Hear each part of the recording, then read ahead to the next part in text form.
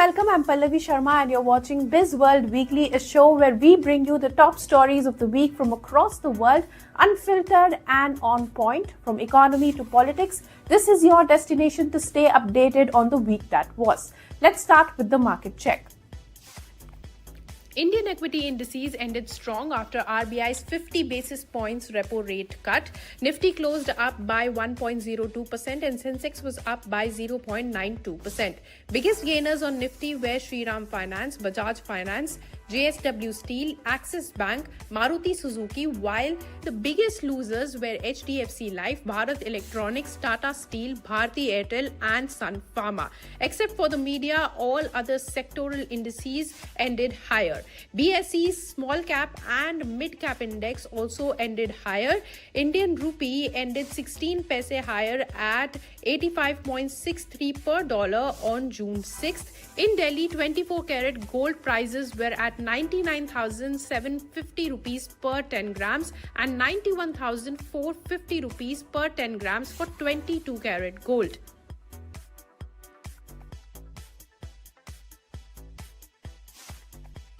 Today we begin this episode by asking you to imagine this. A group of thieves appointed as guards at a bank. A stupid decision, right? Well, that's exactly what's happening at the UN Security Council. Ironically, Pakistan, the country that has been accused of shielding terrorists, funding them, and giving state funerals to them, calling them martyrs, has been appointed the vice chair of the Council's Counter-Terrorism Committee. It will also lead the Taliban Sanctions Committee, which imposes asset freeze, a ban, travel ban, and an arms embargo on the groups that are linked to Taliban.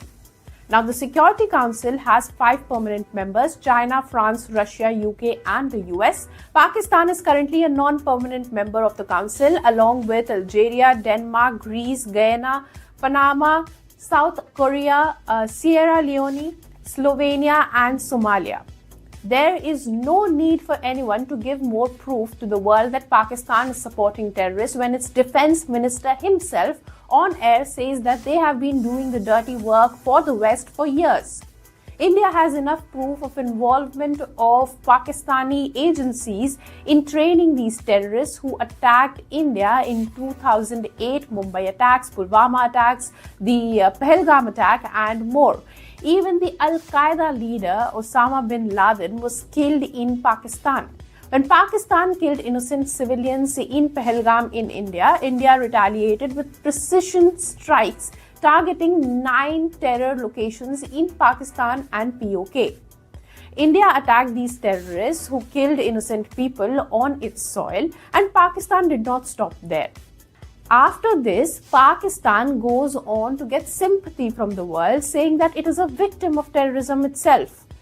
From LET to Jaish-e-Mohammed, these organizations have carried out multiple attacks across South Asia and beyond. Most of them are on the UN hit list too. Pakistan has been long labeled as a global exporter of terror. Now it is the face of counter-terrorism at the UNSC. It can clearly misuse its position. So the bigger question now here is that if the world organizations have lost the plot. Let's talk about the UN itself. The world is witnessing a warlike situation. Russia-Ukraine war is escalating. The Middle East tensions are still on, with Israel-Hamas war still going on. And where is the UN? Its job is to maintain peace and security, address global issues. But it has not been seen anywhere in negotiations between Russia and Ukraine or Israel and Hamas.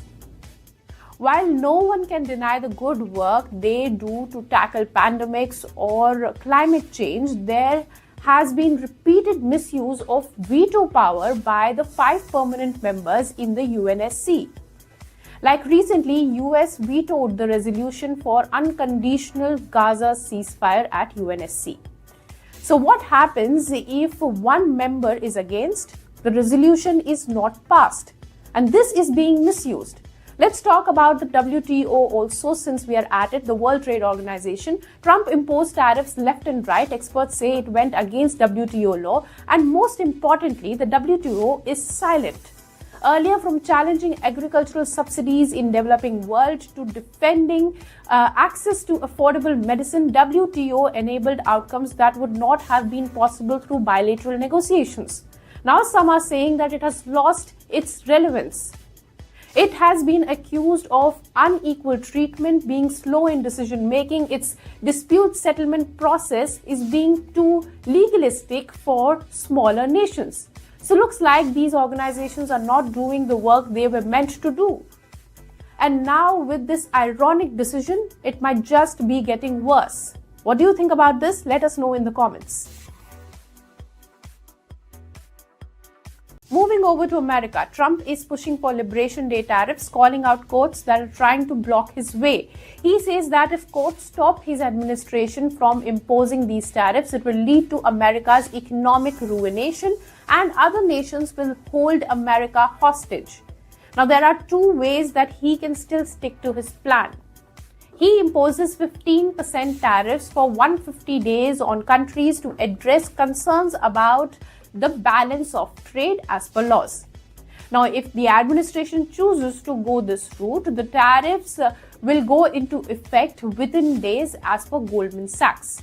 As per the firm, the second way is that Trump might turn to the untested part of 1930 trade law that allows him to impose tariffs up to 50% on imports from countries that discriminate against the US.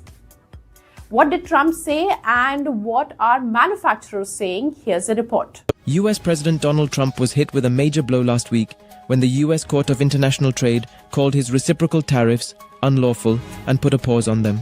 However, later the appeals court halted the New York court's order. The court has said that it wants to hear what the Trump administration has to say. Now this case may go to the Supreme Court. Meanwhile, Trump has warned that if courts stop his administration's tariffs, it could lead to America's economic ruination.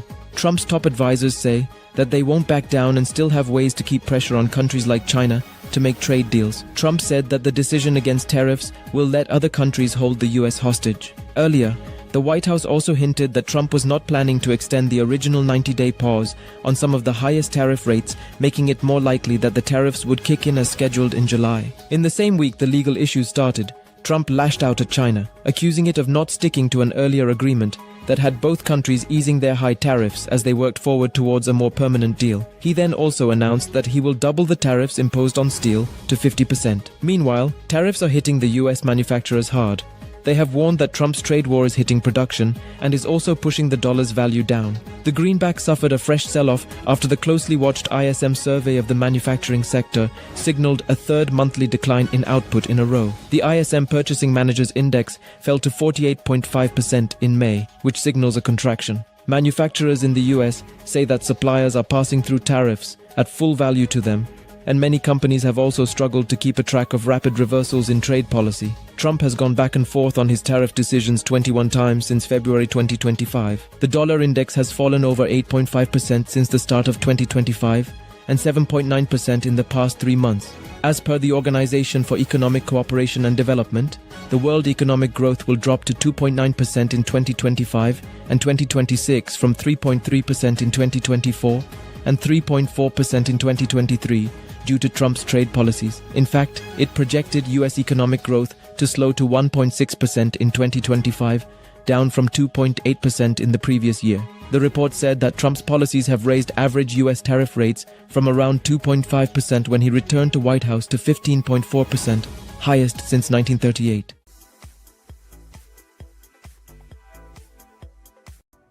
Now let's talk about the bromance of the year. Elon Musk and Donald Trump stuck together like bros through thick and thin, supporting each other, be it in campaigns or in Tesla protests. Now they have broken up.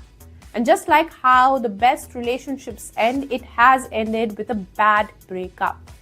Musk is now picking a fight with the US president. Elon Musk, the billionaire who supported Trump through his campaign by donating around $280 million to back Trump, has now suddenly gone against him after leaving the Department of Government Efficiency, or DOGE. It started when he first criticized Trump's One Big Beautiful Bill, saying that it is the big ugly bill or a debt slavery bill. He called it a disgusting abomination and said that it is not something that he can stand anymore. He has criticized it before too, but it was not as loud as this one. On Wednesday, Elon Musk took to X with a blunt message. He said, call your senator, call your congressman. Bankrupting America is not okay. Kill the bill. In another post, Musk dubbed it the debt slavery bill, saying that this spending bill consists of the largest increase in debt ceiling in the US history.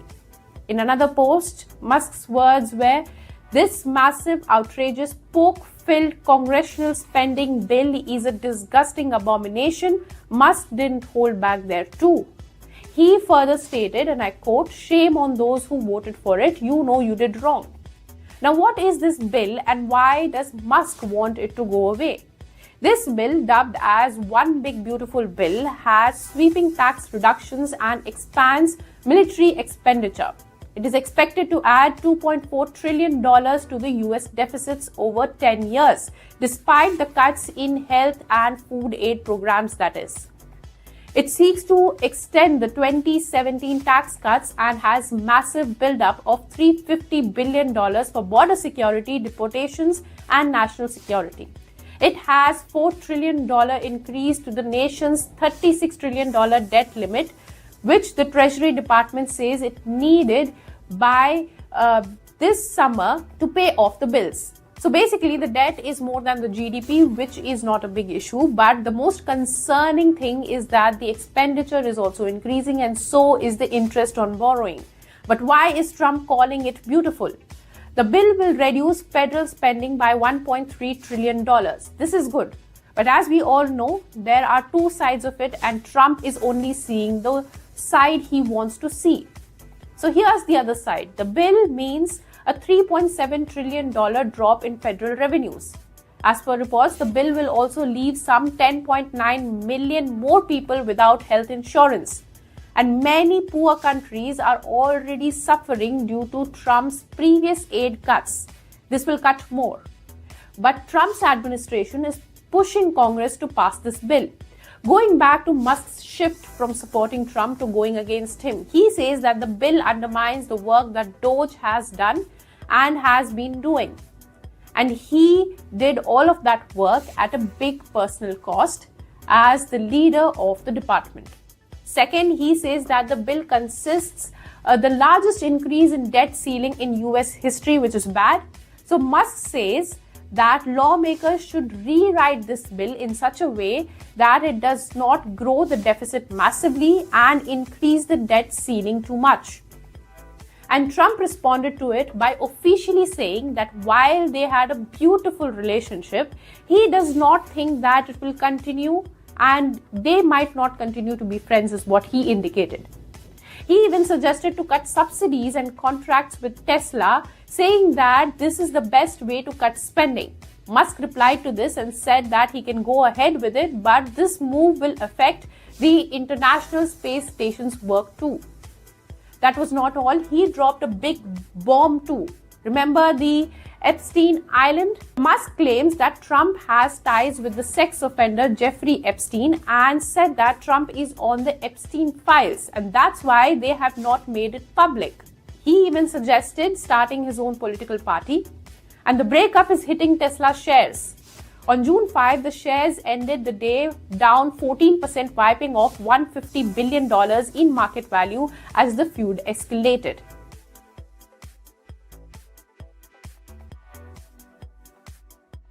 While experts are worried of a recession in the US, guess who is minting money off Trump's presidency? His family.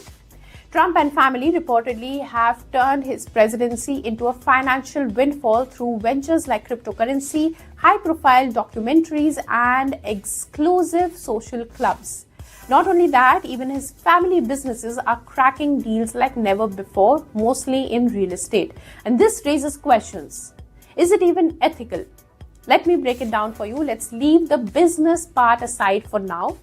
A Bloomberg report says Trump's family will earn $40 million from a documentary about Trump's wife, Melania Trump, which is a deal with Amazon, a crypto venture, and a high-end members-only club in Washington, D.C.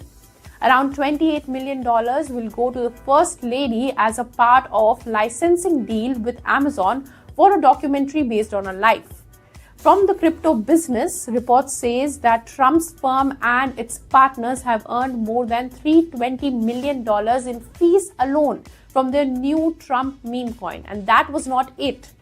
Trump personally invited 220 elite meme coin investors to a private dinner at Trump's golf club in North Virginia when its value was going down. Donald Trump Jr. is launching a private members-only club in Washington, D.C. named Exclusive Branch, which will charge $500,000 for membership and will open this summer as per reports.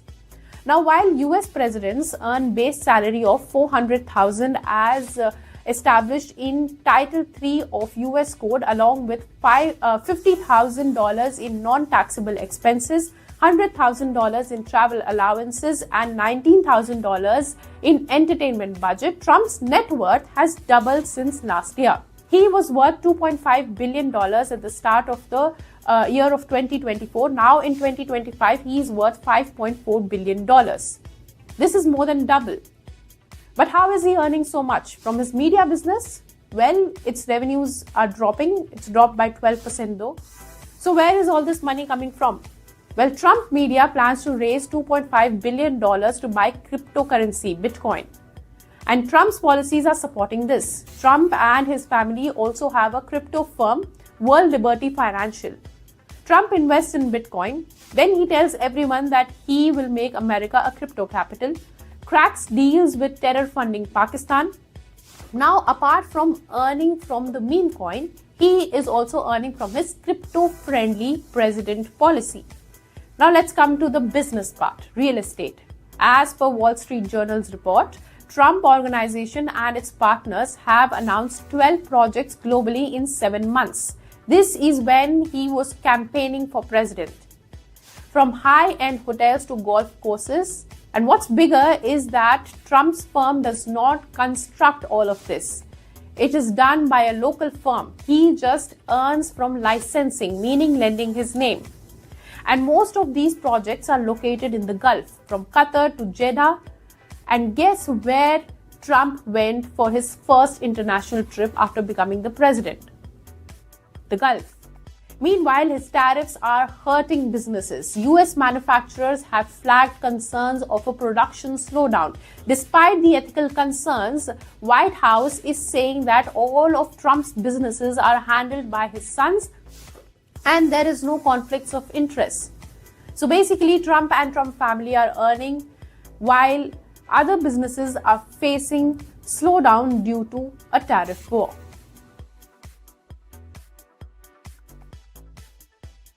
Trump has imposed a 50% tariff on steel and aluminium. This is double of what he proposed earlier.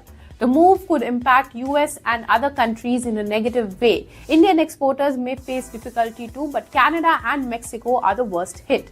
Here's the report.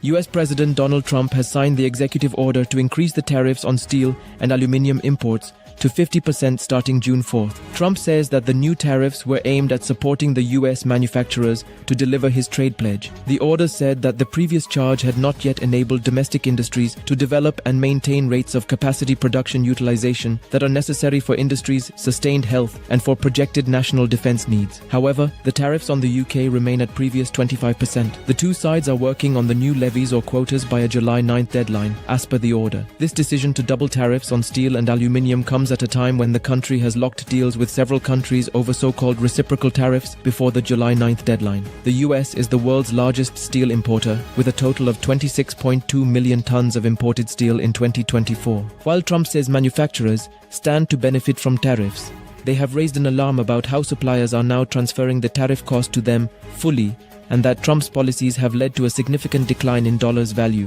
Tariff increase is anticipated to affect sectors including auto and household goods. This charge will lead to higher prices for consumers. Since steel and aluminium are imported into the US, are essential materials for producing essential items to electronics. Costs will increase for companies involved in construction and transportation, and packaging cost for canned products will increase, leading to consumers paying more for grocery Analysts say that the tariffs will force US steel prices further upwards. As per reports, steel prices have risen by 16% since Trump took office in mid-January. Canada and Mexico are the biggest exporters of steel to the US, with other major sources including South Korea and Brazil. China is the world's largest steel producer, but these tariffs will not have a huge impact on the country. This announcement also comes after Trump criticized China for breaching a deal with the US to jointly reduce tariffs and trade barriers on essential minerals. As of India, it is the world's second largest producer of steel. Steel Minister of India H.D. Kumaraswamy said that the tariffs will only have a minor impact on India, as India's steel exports to the US are minimal. However, ratings agency Fitch says that Indian steelmakers and steel prices could be hit if countries with higher exposure to the US like South Korea, Vietnam, and more redirect their shipments to India in search of more lenient markets for the alloy.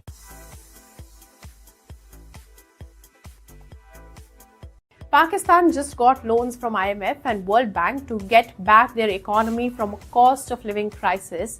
And guess what the country is doing? Buying Bitcoin. Pakistan recently went to Las Vegas Bitcoin conference where US Vice President J.D. Vance and Trump's sons were present, and they unveiled a strategic Bitcoin reserve. A classic example of monkey see, monkey do, but this time it's doing this to woo the US. Now, this reserve will be like a gold reserve that other countries also have. This year, Trump created a strategic crypto reserve for the US. The reserve usually holds cryptocurrencies seized during raids. So the government is not buying them. Now coming to Pakistan, it's not just one crypto-friendly move from this country. It has a crypto council, and in April, it signed a deal with Trump's family crypto business, World Liberty Financial.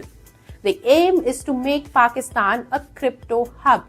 It has allocated 2,000 megawatts of electricity to Bitcoin mining. Pakistan wants to get on Trump's good books and attract foreign investments. Now, this currency is not regulated, so it is being used by many terror groups, and hence Pakistan has more crypto investors than stock market investors because this money is untraceable. Now, Pakistan is buying all this crypto, but its people are suffering. In May, Pakistan's inflation rose 3.5% year on year. Its PMI was at a 3-month low at 57.6. People in Pakistan face power shortage and financial difficulties, and crypto mining is an expensive affair. So what everyone is asking is why this money is being used to fund such projects amid an energy crisis when people are not able to afford electricity. So IMF has stepped in. It has a bailout plan for Pakistan and recently gave $2.1 billion in loan in total to the cash-strapped country. Now, it has asked Pakistan to get a grip. IMF has demanded stricter compliance with program requirements, especially from provincial governments. It has asked provinces to start levying tax on agricultural income by September this year. The fund has asked the government to continue cost-cutting efforts to stabilize the power sector and provide a level playing field to all. It is also against Punjab's plan to provide subsidies for electricity and gas next year. Now, after giving so many loans, IMF is telling Islamabad how to use these loans. Pakistan is taken over $40 billion of loans from IMF since 1958, and the country is still struggling. Because instead of focusing on its people, it focuses on training terrorists and spending on stuff that is not important at that point of time. Your electricity sector is facing challenges due to high electricity tariffs. There is no clarity on how this power will be used in mining, Bitcoin, and AI data centers that you want to build. So while Pakistan's announcement was supposed to woo the Trump administration, everyone now knows that right now it has zero means to bring this crypto mining dream to reality. A country drowned in debt, controlled by creditors, can it achieve the dream while its own people are suffering?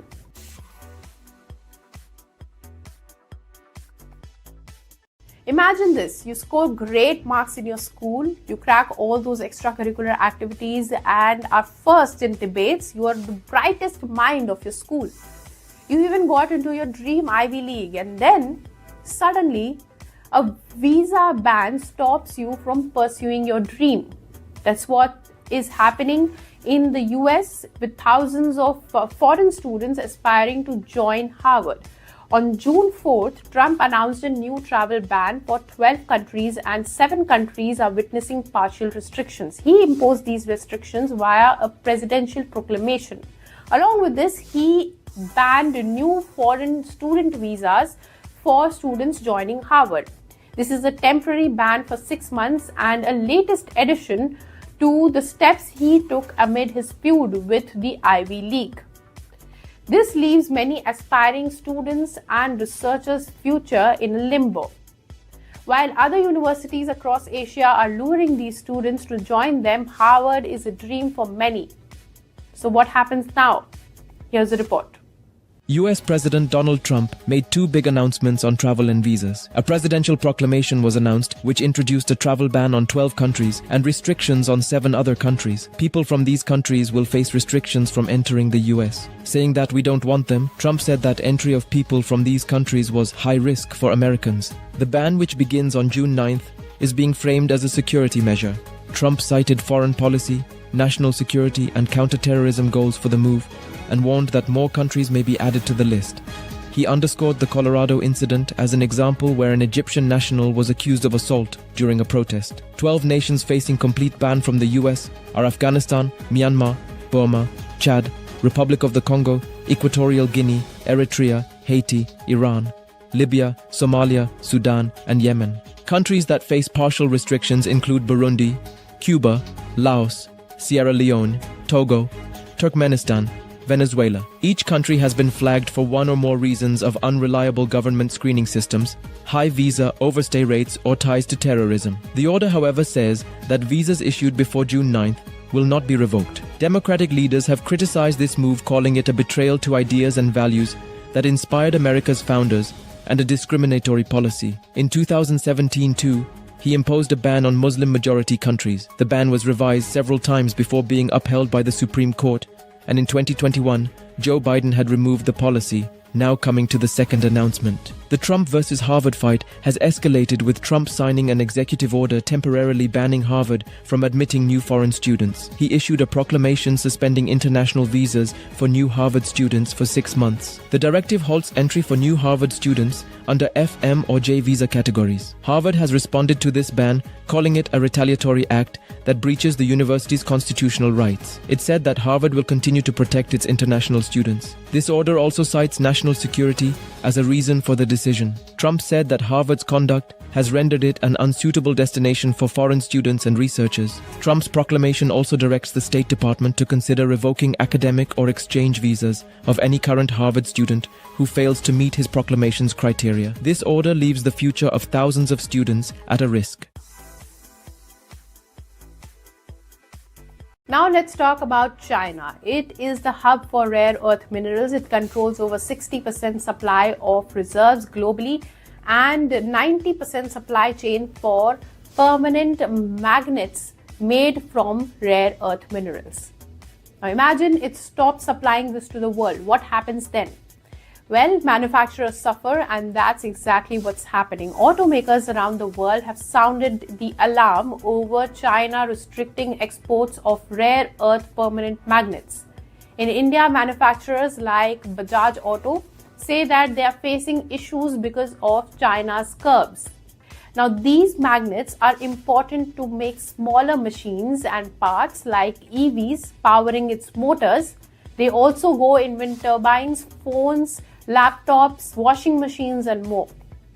In April, China announced these curbs on 7 medium to heavy rare earth elements and magnets. It asked exporters to obtain licenses. They must file a declaration, and manufacturers must tell the government how these magnets will be used. So the process is getting very long and approvals are delayed. About 30 applications have been reportedly made through Indian sites, but they are still pending Chinese approval.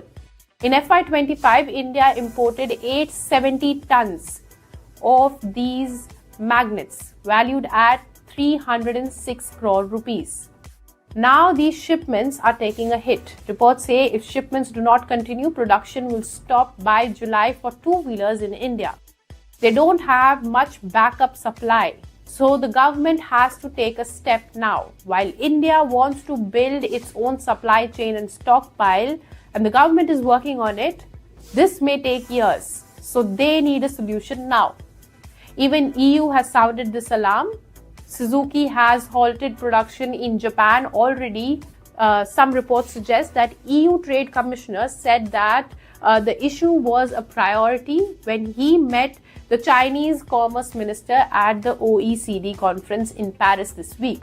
China is leveraging its global dominance in rare earth supply chain. Germany is one of the hubs for car makers, and Chinese customs data show that shipments of rare magnets to Germany halved from March to April months when the restrictions were put in place.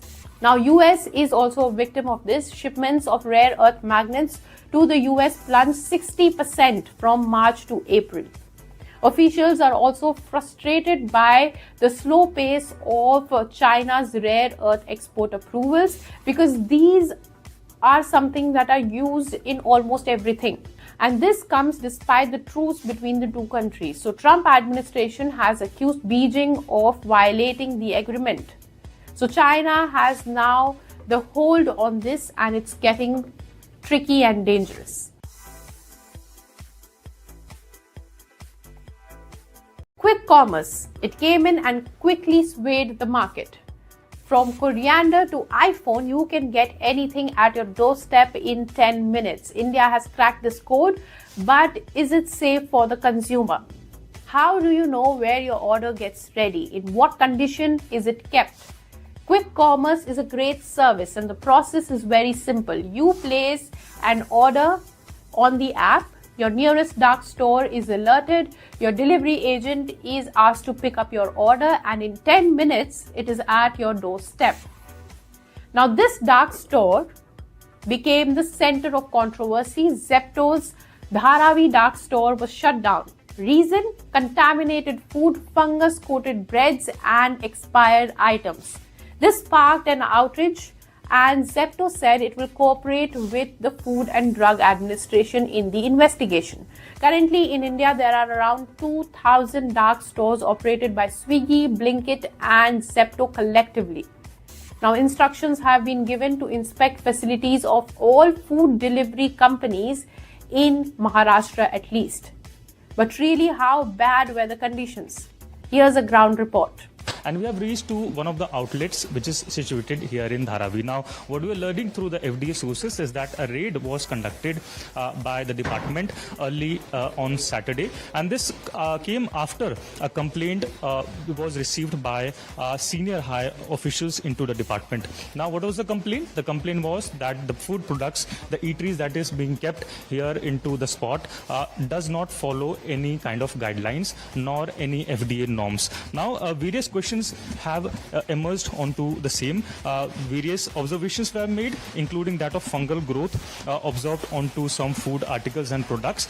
You can see how the packets that are kept are open. That is not a very kind position for its consumption. And this is not just one visual that we can show, but multiple visuals. You can see how food products that are eatable are kept onto the floorings. Now, if you could just see the floorings, you can see how dense marks are seen here. Now, this premises is of Zepto. That is one of a very prominent online delivery partner. It is termed as Kiran Card Technologies Private Limited, also referred in an easy term as Zepto. That is known by all of us. You can see how the premises is not in a very kind position. I can literally smell foul smell is what I can see, and you can see smell also appearing there. You can see the filth, the dirt that is currently seen into the premises. See how dirt, filth, and water is seen accumulated here. So these are the food products, the condition that they are kept in, and flies are what is seen here. Insects are seen here. So these are the food products that we order online, that any individual orders online with intention that it would be delivered to them safely for their consumption. consumption, but the way these products are being stored here is somewhat questionable. You can see how packets and other food products are seems to be torn out and in a very bad condition, and similar picture is seen in this area also. A pungent smell is what we can smell into this area, and which is why many question arises. We have staff members here. The manager is absconding as of now because the license has been cancelled. The facility has been terminated as of now. The senior managers are not at spot, and they have been stating that a raid was conducted by the FDA and they have been instructed to vacate the area. India's defense sector is booming. It is exporting like never before. Made in India, defense has shown its power in Operation Sindoor, and the government wants to make more in India. So in a big defense boost, India is set to become the first country other than France where the fuselage of the Rafale fighter aircraft will be manufactured. The partnership is between France's Dassault Aviation and India's Tata Advanced Systems. They will set up a cutting-edge production facility in India's Hyderabad for manufacturing key structural sections of the aircraft. The first fuselage sections are expected to roll off the assembly line in FY28. The facility is expected to deliver up to 2 complete fuselages per month and cater to India as well as other global markets of the medium multi-role combat aircraft. Now, fuselage is the outer body of the aircraft that holds all the pieces of the craft together. Meanwhile, both Russia and US have offered to sell their 5th generation stealth aircrafts to India. US wants to sell F-35 jets made by Lockheed Martin, and Russia wants to sell the Su-57 jets made by Sukhoi. Now, which is better for India though? At the Aero India 2025, for the first time, a Russian Su-57 and an American F-35 were showcased at the same time. Now let's talk the basics. Each unit of F-35 costs $80 million and $115 million, while Russia's Sukhoi claims that it is significantly cheaper than the US offering. F-35 is a single-seater, single-engine plane, while Su-57 is a single-seater, dual-engine plane. The F-35 boasts the most powerful engine in the world, the Pratt & Whitney F135, and can hit the top speed of Mach 1.6, while the Su-57 uses Russia's Saturn AL-41F1 after-burning turbofan engine with top speed of Mach 1.8. F-35 can carry a payload of 8,160 kg, while Su-57 can carry 7.4 tons of weapons. But which is better for India? Well, the relations are good with both countries. While India has approved the Made in India AMCA fighter jet program for its 5th generation stealth aircraft, it will take a decade to finally be inducted. China might sell its 5th generation jets to Pakistan, so India has to speed up the choice between the two. Russia has sweetened the deal. These jets can carry India-made missiles, and Russia is reportedly open to tech transfer with India. So this means less reliance on other countries. It also is open to produce these aircrafts in India with Indian firms. F-35 is more widely deployed, but Su-57 has only 47 planes that have been made. But Russia's deliveries have also been delayed because they are in a war situation. Some deliveries of S-400 have been delayed, so India is also diversifying its defense equipment from Russia, France, Israel, and US. So both options are open. While tech transfer is a big boost, over-reliance is also not good. Plus, the timeline has to be quick because China could sell its planes to Pakistan faster. That's all for this week. I will see you in the next week. Till then, keep watching ET Now for more such news and views. If you like this video, then like, share and subscribe to ET Now.